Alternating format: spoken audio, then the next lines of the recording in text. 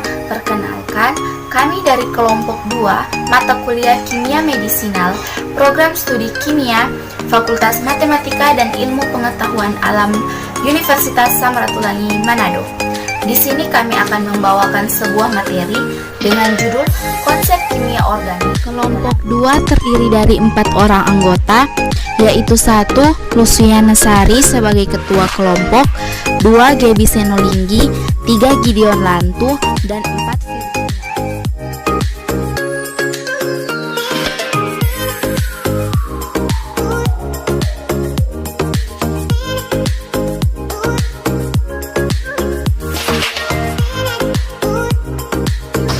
Saat ini saya akan menjelaskan tentang ikatan kimia. Pertama, ikatan van der Waals. Ikatan van der Waals merupakan kekuatan tarik-menarik antara molekul atau atom yang tidak bermuatan dan letaknya berdekatan atau jaraknya sekitar 4-6 radius. Ikatan ini terjadi karena sifat kepolarisasian molekul atau atom. Meskipun secara individu lemah, tetapi hasil penjumlahan ikatan van der Waals merupakan faktor pengikat yang cukup bermakna, terutama untuk senyawa-senyawa yang mempunyai berat molekul tinggi. Ikatan van der Waals terlibat pada interaksi cincin benzen dengan daerah bidang datar reseptor dan pada interaksi rantai hidrokarbon dengan makromolekul atau reseptor. Wilayah van der Waals menjadi signifikan ketika terjadi kontak permukaan pada jarak yang dekat dari atom-atom. Bagaimanapun juga, ketika ada molekul-molekul yang komplemen mengakibatkan terjadinya sejumlah interaksi atom, masing-masing memberikan kontribusi delta G0 itu sekitar 0,5 kilokalori per mol, yang mana bisa menambah secara signifikan ikatan obat reseptor secara keseluruhan. Contohnya, turunan isatin beta tiosemikarbazon, suatu obat antivirus, aktivitasnya terjadi berhubungan dengan radius van der Waals dari substituen pada posisi 5 dan 6. Berikut adalah gambar dari isatin beta tiosemikarbazon, dan di bawahnya ada tabel substituen radius aktivitas relatif dari posisi 5 dan posisi 6. Selanjutnya, ikatan hidrogen. Ikatan hidrogen adalah suatu ikatan antara atom H dengan atom lain yang bersifat elektronegatif dan mempunyai sepasang elektron bebas dengan oktet yang lengkap seperti oksigen, nitrogen, dan fluor. Ikatan ini memiliki kekuatan bervariasi, yaitu antara 1 sampai 10 kilokalori per mol. Ikatan hidrogen terbagi dua, yaitu ikatan hidrogen intramolekul yang terjadi dalam satu molekul dan ikatan hidrogen intermolekul yang terjadi antar molekul-molekul. Kekuatan hidrogen intermolekul lebih lemah dibanding ikatan hidrogen intramolekul. Ikatan hidrogen cukup penting untuk aktivitas biologis, sebagai contoh pada metil salisilat untuk menjaga integritas struktur DNA. Metil p-hidroksi salisilat atau isomer metil salisilat mempunyai efek antibakteri yang lebih kuat dan digunakan sebagai pengawet makanan. Aktivitas antibakteri metil p-hidroksi salisilat disebabkan adanya gugus hidroksifenolik. Pada metil salisilat, gugus hidroksifenolik tertutup oleh adanya ikatan hidrogen intramolekular sehingga aktivitas antibakterinya lemah,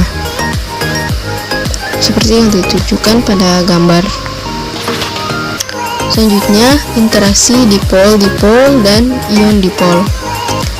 Sifat elektronegativitas dari atom-atom seperti oksigen, nitrogen, sulfur, dan halogen yang lebih besar dibandingkan elektronegativitas dari atom karbon akan berpengaruh terhadap ikatan obat dengan reseptor. Gugus-gugus yang mempunyai fungsi dipolar antara lain gugus karbonil, ester, amida, eter, dan nitril, turunan metadon, dan meperidin. Yang pertama merupakan narkotika analgesik, yang kedua struktur mengandung gugus N-basa dan karbonil yang dalam larutan dapat membentuk siklik akibat adanya daya tarik menarik dipol-dipol. Yang ketiga, dalam bentuk siklik inilah obat-obat tersebut berinteraksi dengan reseptor analgesik. Seperti yang ditunjukkan pada gambar, bila gugus CO dihilangkan atau diganti, aktivitas analgesiknya hilang. Hal ini disebabkan hilangnya daya tarik menarik dipol-dipol dan kemampuan membentuk siklik. Selanjutnya, struktur kimia. Struktur kimia adalah suatu pemodelan struktur senyawa kimia yang memberikan informasi tentang bagaimana suatu atom yang berbeda membentuk suatu molekul atau agregat atom. Dalam menentukan struktur senyawa kimia yang umumnya bertujuan untuk mendapatkan minimal, pola, dan multiplisitas ikatan antara semua atom dalam molekul. Bila mungkin, seseorang dapat mencari koordinat spesial 3 dimensi dari atom-atom di dalam molekul atau zat padat lainnya.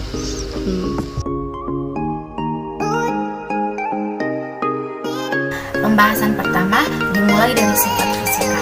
Sifat fisika adalah perubahan yang dialami suatu benda tanpa membentuk zat yang baru. Sifat ini dapat diamati tanpa mengubah zat-zat penyusun materi tersebut.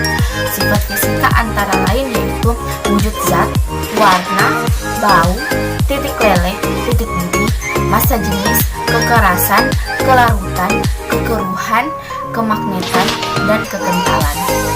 Sifat fisika yang pertama yaitu wujud zat. Wujud zat dibedakan atas 3, yaitu zat padat, zat cair, dan zat gas. Zat tersebut dapat berubah dari satu wujud ke wujud yang lain.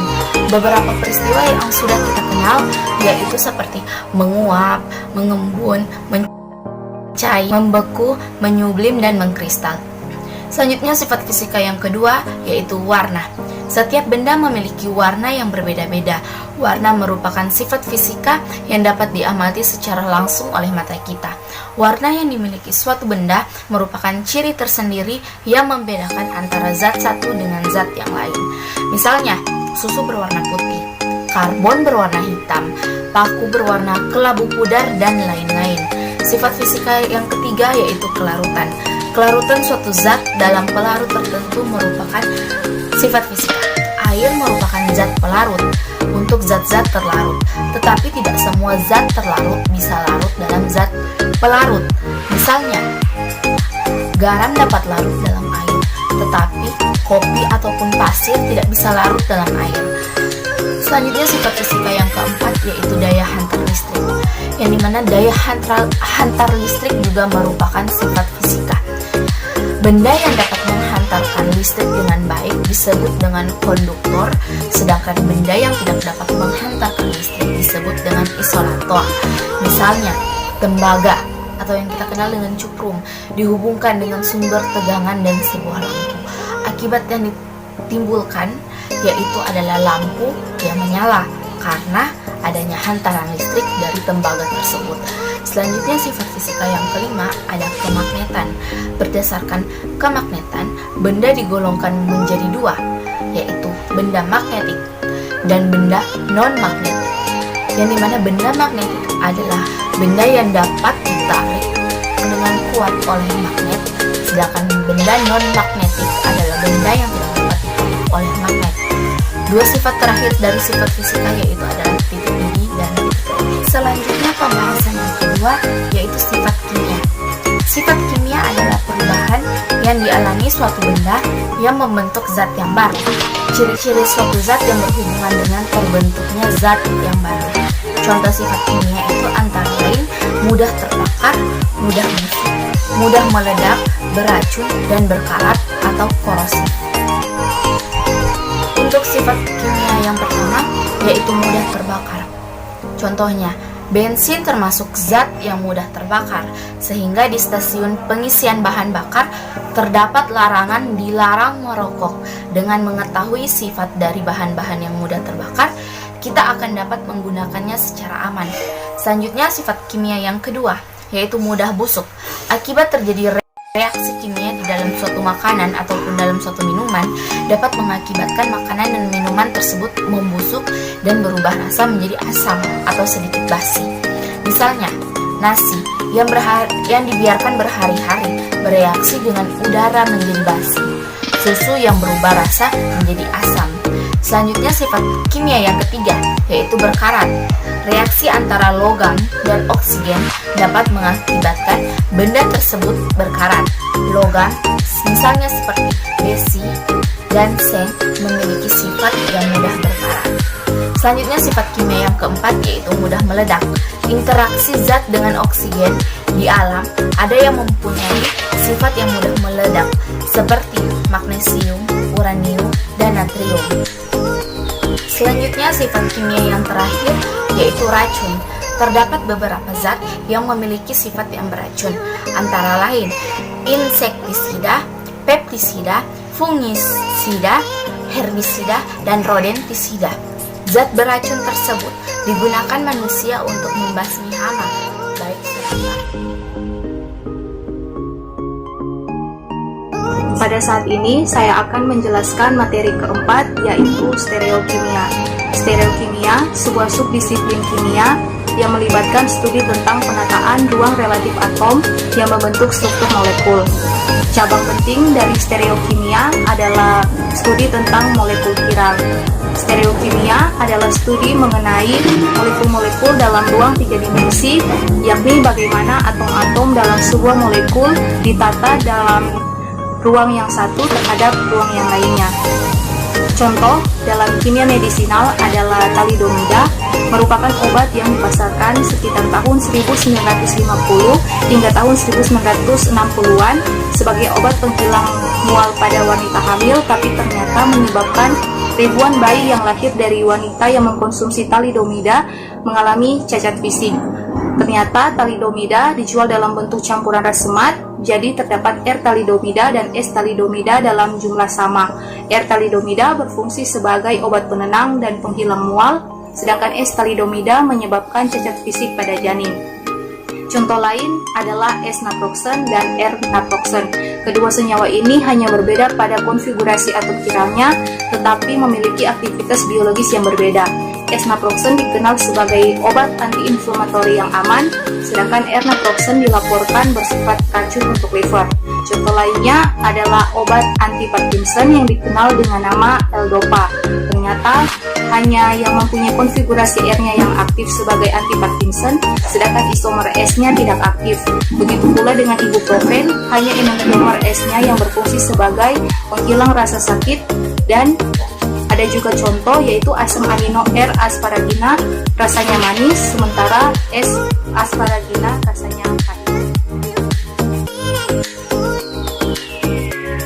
Yang berikutnya hidrofilik dan hidrofobik. Hidrofilik diambil dari dua kata, yaitu hidro yang berarti air dan filik yang berarti suka. Jadi hidrofilik adalah zat yang dapat larut dalam air. Sedangkan hidrofobik diambil dari kata hidro yang berarti air dan fobik yang berarti tidak suka. Zat-zat yang bersifat hidrofobik adalah zat yang tidak dapat larut dalam minyak. Sifat kelarutan ditinjau dari sifat kepolarannya, di mana air adalah senyawa polar dan minyak adalah non-polar. Jadi ketika suatu zat dicampurkan dengan zat lain dengan sifat kepolaran yang sama, maka zat tersebut dapat bercampur atau larut. Hal ini menjelaskan kenapa air dan minyak tidak dapat bercampur, karena mereka memiliki sifat yang berbeda.